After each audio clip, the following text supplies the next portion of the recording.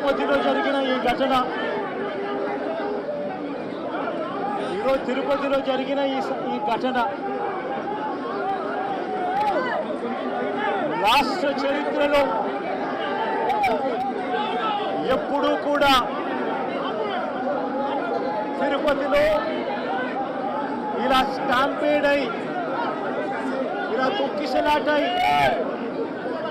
తిరుపతిలో మనుషులు చనిపోయిన పరిస్థితులు ఘటన గతంలో ఎప్పుడూ కూడా జరగలేదు. గతంలో ఎప్పుడూ కూడా మనం చూడలేదు.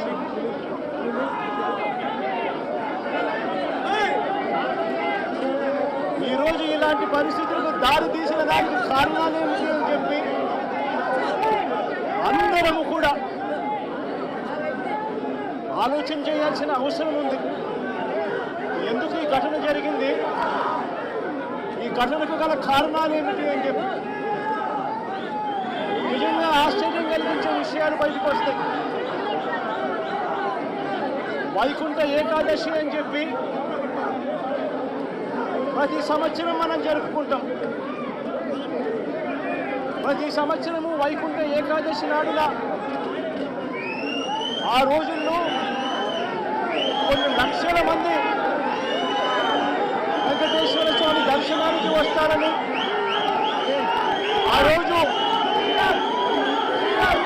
వైకుంఠ ద్వారం తెరుస్తారు అని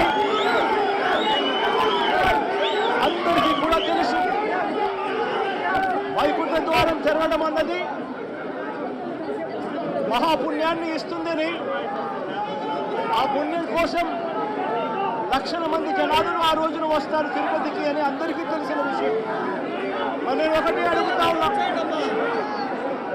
10వ తారీఖున వైకుంఠ ఏకాదశి అని అందరికీ తెలుసు. లక్షల మంది జనాభా ఇక్కడికి వస్తారు అన్న సంగతి అందరికీ తెలుసు. మరి లక్షల మంది జనాభా వస్తారు అని అందరికీ తెలిసి ఉన్నా కూడా ఎందుకు తిరుమల తిరుపతి దేవస్థానంలో టికెట్లు ఇచ్చే కౌంటర్ల దగ్గర ఎందుకు మీరు సెక్యూరిటీ అరేంజ్మెంట్స్, ప్రోటోకాల్స్ పాటించలేదు అని అడుగుతా ఉన్నాం. కారణం ఏమిటి అంటే ఇక్కడ ఉన్న టీటీడీ అధికారుల దగ్గర నుంచి, టీటీడీ చైర్మన్ దగ్గర నుంచి, ఎస్పీ దగ్గర నుంచి కలెక్టర్ దగ్గర వరకు అందరూ కూడా దీంట్లో భాగస్వాములే. చంద్రబాబు నాయుడు గారికి తెలుసు 10వ తారీఖున వైకుంఠ ఏకాదశి అని చెప్పి ఆయన ప్రోగ్రాం కుప్పంలో పెట్టుకుంటాడు. 6వ తారీఖు, 7వ తారీఖు, 8వ తారీఖు పొద్దున 8వ తారీఖు దాకా తను ఇక్కడే ఉంటాడు. తాను కుప్పంలో ఉన్నాడు అని చెప్పి మొత్తం పోలీస్ డిపార్ట్మెంటు, ఈ జిల్లానే కాకుండా తిరుపతి జిల్లాకు సంబంధించిన పోలీసులు అందరూ కూడా చంద్రబాబు నాయుడు గారిని ప్రసన్నం చేసుకునే దానికోసం కొనుక్కుపోతారు. 6వ తారీఖు, 7వ తారీఖు, 8వ తారీఖు మధ్యాహ్నం దాకా చంద్రబాబు నాయుడు గారు ఇక్కడే ఉంటారు. చంద్రబాబు నాయుడు గారు మధ్యాహ్నం 8వ తారీఖు మధ్యాహ్నం తారీఖు నుంచి బయలుదేరిపోతాడు. 8వ తారీఖు రాత్రి 8:30 గంటలకు టికెట్లు ఇచ్చే కార్యక్రమం జరిగేటప్పుడు ఈ ఘటన జరుగుతుంది. నిజంగా పోలీసులందరూ కూడా చేయాల్సింది ఏమిటి? ఇన్ని లక్షల మంది వస్తారు అని తెలిసినప్పుడు, చంద్రబాబు నాయుడు గారి పర్యటన కూడా అటువైపున ఉంది, కుప్పంలో ఉంది అని తెలిసినప్పుడు ప్రత్యామ్నాయ అరేంజ్మెంట్స్ చేసుకోవాల్సిన అవసరం ఉందా లేదా? అని ఎలాంటి ప్రత్యామ్నాయ అరేంజ్మెంట్స్ చేసుకోలేదు. అందరూ కూడా చంద్రబాబు నాయుడు గారి పర్యటనలో నిమగ్నమయ్యారు. 8వ తారీఖు మధ్యాహ్నం దాకా తను ఇక్కడే ఉంటాడు. 8వ తారీఖు రాత్రి 8:30కు ఘటనలు జరిగాయి. ఎందుకు ఈ ఘటనలు జరిగాయి అంటే ప్రోటోకాల్ ఎక్కడా కూడా లేదు. అందరినీ కూడా నేను ఇక్కడికి వెళ్ళి అడిగితే పద్మావతి పార్క్లో ఒక సెంటర్, పద్మావతి పార్క్ ఎదురుగా ఒక సెంటర్, ఏం సెంటర్ కాదు బైరాగిపట్టడి కౌంటర్, బైరాగిపట్టడి కౌంటర్కి ఎదురుగా పార్కులో పొద్దున 9 గంటల నుంచి మనుషులను అక్కడే క్యాంప్ చేయించారు, మనుషులందరినీ కూడా అక్కడే పార్క్ చేయించారు. 8:30 రాత్రి పార్క్ గేట్లు తెరిచారు. కౌంటర్ లైన్లో నిలబడండి అని చెప్పి గేట్లు తెరిచారు. వెంటనే అందరూ పరిగెత్తుకుంటూ పోవడం, తోపిసలాట జరిగింది. చీకటిలో ఆ పార్కులో పెట్టిన వాళ్ళకి ఏమైనా ఇచ్చారా? కొన్ని మిగిలిన కౌంటర్లలో పెట్టిన వాళ్ళకి ఏమైనా ఇచ్చారా? వాళ్ళను ఎందుకు మొట్టమొదటి గంట నుంచి వాళ్ళు అక్కడికి చేరుకునేప్పటి నుంచి వాళ్ళ లైన్లలో ఎందుకు పెట్టలేదు? ఎందుకు అక్కడ సఫిషియెంట్ పోలీస్ ఫోర్స్ ఇవ్వలేదు? అక్కడ ఉన్న వాళ్ళ లైన్లో మొదటి నుంచే పెట్టడం మొదలుపెట్టి ఉంటే, అన్ని సెంటర్లలో కూడా పెట్టి ఉంటే ఈ ఘటన జరిగి ఉండేది కాదు. ఎక్కడా కూడా అలా చేయాల. అందరినీ కూడా వీళ్ళందరూ ఆయా సెంటర్లలో లైన్లలో పెట్టేదానికి ఎవరు కూడా పోలీసులు లేకపోవడము, పోలీసులు రోప్ పార్టీస్ లేకపోవడము, పోలీసులు లేకపోవడము, ఎవరు కూడా లైన్లలో నిలబెట్టలేదు. అందరినీ కూడా ఒక గ్రూప్గా ఫామ్ చేసి ఒక చోట కౌంటర్ ఎదురుందనో కౌంటర్ పక్కన అందరినీ పెట్టి ఆ తర్వాత అందరినీ కూడా న్యాయానికి ఇచ్చిపెట్టే కార్యక్రమం చేస్తారు. దీనివల్ల ఈ ఘటనలు జరిగాయి. ఇదే పోలీసులు, ఇదే చంద్రబాబు నాయుడు గారు ఎంత దిక్కుమాలిన అబద్ధాలు ఆడుతూ ఉన్నారు అనంటే, ఇదేదో ఒకే ఒక చోట జరిగింది, అది కూడా తప్పే.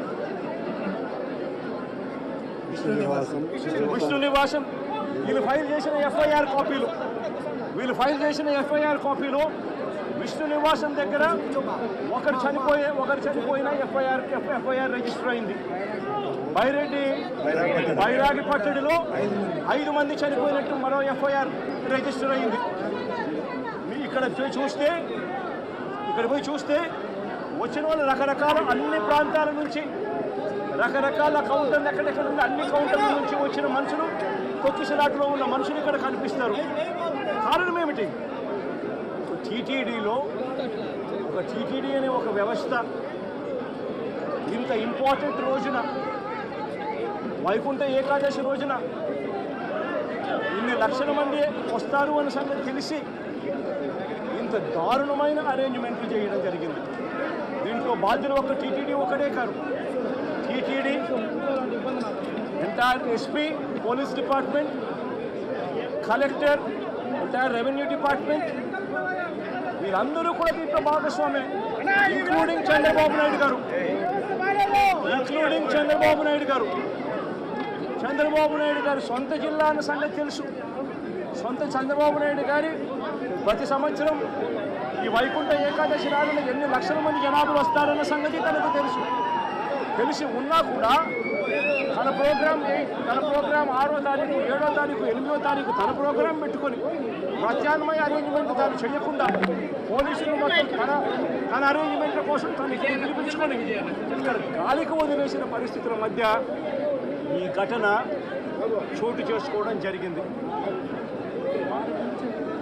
ఈ ఘటనలో ఇప్పటికే 6 మంది చనిపోవడం జరిగింది. హాస్పిటల్లో ఉన్న వాళ్ళను అందరినీ కూడా పరామర్శిస్తే దేవుని దయ వల్ల ఇప్పుడు హాస్పిటల్లో ఉన్న వాళ్ళు అయితే మాత్రం మరి సీరియస్గా చనిపోయేంత పరిస్థితిలో ఉన్న వాళ్ళు ఎవరూ లేరు అన్నది తెలుసుకోవడం కాస్త సంతోషం. కానీ తీరా చూస్తే దాదాపుగా రుయా హాస్పిటల్, ఈ హాస్పిటల్ అన్ని చోట్ల కలుపుకుంటే దాదాపుగా కనీసం అంటే ఉజ్జాయింపుగా నెంబర్లు చెప్తా ఉన్నారు. ఇక్కడైతే 35 మంది చెప్తా ఉన్నారు. రుయా హాస్పిటల్లో ఎంతమంది ఉన్నారు అన్న సంగతి నాకు ఇంకా పూర్తిగా నెంబర్లు చెప్పలేదు. అక్కడి నుంచి ఇక్కడికి పంపించినారు అని చెప్పి నెంబర్లు చెప్తా ఉన్నారు. ఇక్కడ 2 చనిపోయినారు, రుయా హాస్పిటల్లో 4 చనిపోయినారు అన్న ఇన్ఫర్మేషన్ ఉంది. దాదాపుగా ఉజ్జాయింపుగా 50-60 మంది తొక్కిసలాటలో గాయాలై ఉన్న పరిస్థితుల మధ్య పేషెంట్ కనిపిస్తూ ఉన్నారు. 6 మంది చనిపోయిన పరిస్థితుల మధ్య మొట్టమొదటిసారిగా తిరుపతిలో ఇలాంటి ఘటన చోటు చేసుకుంది. ఇంతటి దారుణమైన పరిస్థితిలో వీళ్ళు వ్యవస్థను నడిపే కార్యక్రమం చేస్తూ ఉన్నారు. ఇక్కడ ఉన్న డిపార్ట్మెంటు, ఇక్కడ ఉన్న పోలీసులకు, ఇక్కడ ఉన్న టీటీడీ సంబంధించిన పెద్దలు, వీళ్ళెవరికి కూడా టీటీడీ అన్నది ఎందుకుంది, టీటీడీ అన్న దాని విశిష్టత ఏమిటి, ఇక్కడ ఉన్న పోలీస్ డిపార్ట్మెంట్ కానీ, ఇక్కడ ఉన్న కలెక్టర్లు కానీ, ఎస్పీలు కానీ వీళ్ళు టీటీడీకి సంబంధించిన ఇటువంటి ఇంపార్టెంట్ రోజు వీళ్ళందరికీ కూడా దశాబ్దాలుగా ప్రోటోకాల్ ఉన్నా కూడా వీళ్ళెవరూ కూడా పట్టించుకునే పరిస్థితులు లేరు. టీటీడీ చైర్మన్ దగ్గర నుంచి పోలీసు వ్యవస్థ దాకా కూడా ఎవరు కూడా తిరుమలలో ఇన్ని లక్షల మంది వస్తా ఉన్న నేపథ్యంలో వాళ్ళకి ఏ రకమైన సెక్యూరిటీ కల్పించాలి, వారికి ఏ రకమైన వసతులు కల్పించాలి అన్న ఆలోచన ఎవ్వరికీ లేదు.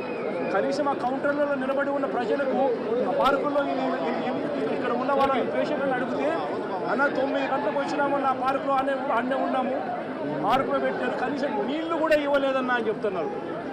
అంటే క్యూలలో నిలబెట్టడం కానీ, సఫిషియెంట్ పోలీస్ ఫోర్స్ పెట్టడం కానీ, రోప్ పార్టీస్ ఆర్గనైజ్ చేయడం కానీ, క్యూలలో ఉన్న వాళ్లకు నీళ్ళు ఇవ్వడము, మజ్జిగ ఇవ్వడము, కనీసం వాళ్ళ ఫుడ్ ప్యాకెట్లు ఇవ్వడము, ఇటువంటి ఏమీ కూడా జరగల. కనీసం వీళ్ళు మనుషులుగా ఉన్నారు అని పట్టించుకునే పరిస్థితి కూడా ఎక్కడా లేదు. గాలికి వదిలేశారు నిర్లక్ష్యంగా. ఇదే 5 సంవత్సరాల కిందట మా ప్రభుత్వంలో 5 సంవత్సరాలు చూస్తే ఇటువంటి కార్యక్రమాలను ఎంత గొప్పగా చేశాము అని చెప్పి ఈరోజు కూడా ప్రజలు చెప్పుకునేంత గొప్పగా ఈ వ్యవస్థ నడిచింది. అలాంటిది ఈరోజు చూస్తే కనీసం నీళ్ళు ఇచ్చేవాళ్ళు లేరు, క్యూలలో నిలబెట్టేవాళ్ళు లేరు, పోలీసులు కనీసం రోప్ పార్టీలు అక్కడ ఉండి జాగ్రత్తగా క్యూలలో పర్యవేక్షించే వాళ్ళు లేరు, కనీసం క్యూలలో ఉన్న వాళ్ళకు తిండి నీళ్లు ఇచ్చే పరిస్థితి కూడా లేని పరిస్థితిలో ఈ వ్యవస్థ నడుస్తూ ఉంది. ఇంత దారుణంగా నిజంగా వ్యవస్థ ఉంది. ఇదే పెద్ద మనిషి చంద్రబాబు నాయుడు గారిని నేను గట్టిగా డిమాండ్ చేస్తూ ఉన్నా. ఇది ప్రభుత్వం చేసిన తప్పు. ప్రభుత్వం తప్పిదం వల్ల ఈ ఇన్సిడెంట్ జరిగింది. ప్రభుత్వం పూర్తిగా బాధ్యత తీసుకోవాలి. చనిపోయిన వాళ్ళకు కనీసం ప్రతి ఒక్కరికి కూడా గవర్నమెంటే బాధ్యత తీసుకొని ప్రతి ఒక్కరికి కూడా కనీసం అంటే ప్రతి ఒక్కరికి 50 లక్షల రూపాయలు కనీసం ఎక్స్గ్రేషియా ఇవ్వాల్సిన అవసరం ఉంది. అదేవిధంగా ఇక్కడ పేషెంట్లుగా ఉన్న వాళ్ళందరికీ కూడా ప్రభుత్వం తప్పడం వల్ల వీళ్ళంతా కూడా పేషెంట్లు అయ్యారు కాబట్టి వాళ్ళందరికీ కూడా ప్రభుత్వం తప్పిదంగా ఒప్పుకుంటూ వాళ్ళందరికీ కూడా ఉచితంగా వైద్యం ఇప్పించడమే కాకుండా ఇంటికి పంపించేటప్పుడు వాళ్ళందరికీ కనీసం 5 లక్షల రూపాయలు డబ్బులు ఇచ్చి ప్రతి ఒక్కరిని కూడా పంపించాల్సిన బాధ్యత కూడా ప్రభుత్వం మీద ప్రభుత్వానికి డిమాండ్ చేస్తూ ఉన్నాం. అదేవిధంగా బాధ్యత తీసుకోవాల్సిన ప్రభుత్వం బాధ్యత తీసుకోవాలని కూడా గట్టిగా డిమాండ్ చేస్తూ ఉన్నాం. దీంట్లో బాధ్యులు చంద్రబాబు నాయుడు గారు, టీటీడీ చైర్మన్ గారు, TTD EO, TTD additional EO. ఎందుకంటే వీళ్ళే ఎంతమందిని ప్రవేశింపజేయాలి అని చెప్పి వీళ్ళు ఆదేశాలు ఇస్తారు కాబట్టి వీళ్ళు కూడా బాధ్యులు. అదేవిధంగా ఎస్పీ, కలెక్టరు వీళ్ళు కూడా ఈక్వలీ రెస్పాన్సిబుల్ పీపుల్. మొత్తం పోలీస్ డిపార్ట్మెంట్లు లేకుండా చేసి పోలీస్ డిపార్ట్మెంట్ని పలసగా అక్కడ పెట్టి ఈ చావులకు కారణమైన వీళ్ళందరి మీద కూడా యాక్షన్ తీసుకోవాల్సిన అవసరం ఉంది. Endowment minister, home minister, chief minister, TTD chairman, EO, additional EO, SP, collector అందరూ కూడా దీంట్లో బాధ్యత తీసుకోవాల్సిన అవసరం ఎంతైనా ఉంది. వీళ్ళు పెట్టిన ఎఫ్ఐఆర్లలో వీళ్ళు పెట్టిన ఎంత అన్యాయంగా వీళ్ళు కేసులు పెడతా ఉన్నారనంటే వీళ్ళు పెట్టిన ఎఫ్ఐఆర్లు చూస్తే ఇదే ఘటనకు సంబంధించి వీళ్ళు బుక్ చేసిన సెక్షన్స్ 194 బిఎన్ఎస్ సెక్షన్ కింద వీళ్ళు పెడతారు. అంటే దమ్మి జరిగి ఇద్దరు కొట్టుకుంటే పెట్టే సెక్షన్లు అక్కడ